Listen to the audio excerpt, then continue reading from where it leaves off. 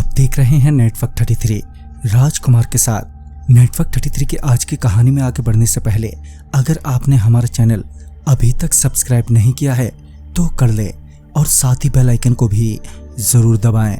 दोस्तों, अगर आपके पास भी ऐसी ही कोई कहानियां हैं तो हमारे साथ जरूर शेयर करें। हमारे इंस्टाग्राम आईडी पर इंस्टाग्राम आईडी है network_33 जिसका लिंक नीचे डिस्क्रिप्शन बॉक्स में दिया गया है। ऐसे ही और वीडियोस के लिए देखें इन डार्क।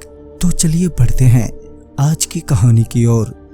मैं उस रोज उस लिफ्ट को लेकर आगे तक तो पहुंच गया था, मगर अभी भी मंजिल बहुत दूर थी और रात भी काफी हो चली थी। उस कार वाले ने मुझे पुल पर उतारते हुए कहा, आपको यहाँ से कोई ना कोई गाड़ी मिल ही जाएगी। और मैं भी इसी उम्मीद में था। वैसे तो सड़क एक हाईवे ही थी, मगर गाड़ियों का आना जाना बहुत ही कम था। 5 से 10 मिनट के अंतराल में एक आध गाड़ी नजर आ जाती। मुझे उस पुल पर लिफ्ट मांगते हुए काफी देर हो चुकी थी। एग्जैक्ट बोलूं तो 45 मिनट के करीब, यानी कि मैं कुछ ज्यादा ही वेट कर चुका था। तभी मुझे किसी बस की हॉर्न सुनाई दी और जब उस ओर देखा तो सच में एक बस आती हुई नजर आई। मैं अपना सामान लेकर बस में चढ़ने के लिए रेडी हो गया, मगर जब बस मेरे थोड़े करीब पहुंची तो मैंने देखा कि एक आदमी बस की छत पर बैठा है, जिसका सीधा मतलब था कि बस में बिल्कुल भी जगह नहीं है। ऐसे में मुझे बस की छत पर सफर करना पड़ता। मगर जब बस रुकी तो मैंने पाया कि बस में बिल्कुल भी भीड़ नहीं है, बल्कि बहुत सी सीट्स खाली ही पड़ी हैं।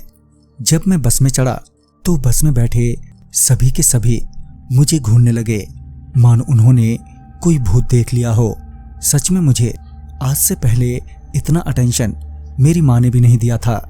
खैर, मैं बिना कोई रिएक्शन दिए एक सीट पर जाकर बैठ गया और टिकट लेने के लिए पर्स से पैसे निकालते हुए कंडक्टर को आवाज दी, मगर मुझे बस में कोई कंडक्टर जैसा दिख ही नहीं रहा था। जब मुझे कंडक्टर नहीं दिखा तो मैं चुपचाप ही सीट पर बैठ गया और कंडक्टर के आने का वेट करने लगा। मैं बस के गेट वाली सीट पर ही बैठा था और बस भी लगातार चल ही रही थी। फिर बस एक जगह रुकी जहां बस में एक एक करके बहुत लोग चढ़े। मगर हैरानी की बात तो ये थी कि जब बस रुकी थी तो बाहर कोई नजर नहीं आ रहा था। फिर एकदम से इतनी सारी सवारी कहां से आ गई। अब लगभग बस की सारी सीट्स भर चुकी थीं, सिवाय मेरी बगल वाली सीट को छोड़कर। साथ ही एक आदमी अभी भी बस में खड़ा था और मुझे ही घूरे जा रहा था। मैंने उससे कहा भी, भाई साहब खड़े क्यों हो, यहाँ बैठ जाइए। मगर उस आदमी ने कोई जवाब नहीं दिया। मैंने भी फिर दोबारा नहीं पूछा। कुछ देर के बाद बस फिर रुकी और एक और आदमी मुझे घूरता हुआ बस में चढ़ा। और मुझे ये समझ नहीं आ रहा था कि सारे के सारे मुझे ऐसे अजीब तरीके से क्यों घूरे जा रहे हैं। उन सभी के ऐसे अजीब से व्यवहार से मुझे थोड़ी घबराहट होने लगी थी। इतने सारे लोग होने के बावजूद भी मैं अकेलापन फील कर रहा था। जब मुझसे बर्दाश्त नहीं हुआ तो मैंने ड्राइवर से बस रोकने को कहा और मैं बस से नीचे उतर गया।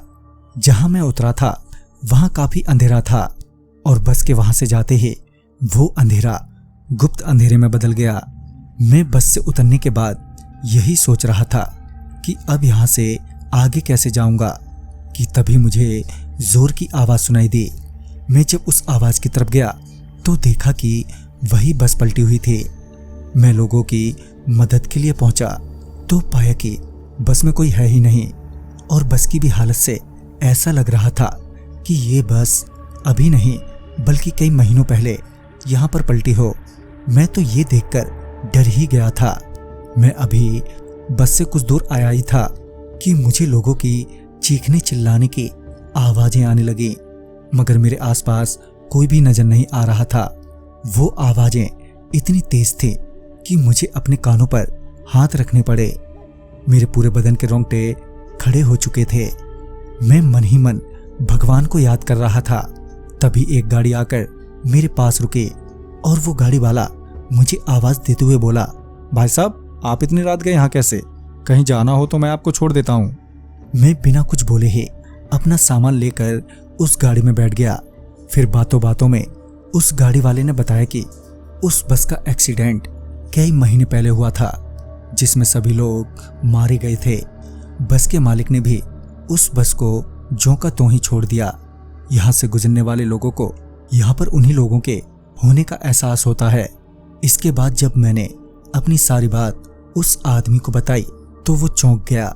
खैर उसने मुझे उस रात एक बस डिपो पर छोड़ा, जहां से मैंने आगे तक का सफर दूसरी नॉर्मल बस में किया। तो दोस्तों इस कहानी में बस इतना ही। कहानी आपको अच्छी लगी हो तो लाइक शेयर करें और साथ ही हमें कमेंट बॉक्स में जरूर बताएं। तो मैं आपका दोस्त राजकुमार जल्द ही मिलूंगा आप ही की भेजी हुई एक नई कहानी के साथ। तब तक के लिए बाय एंड टेक केयर।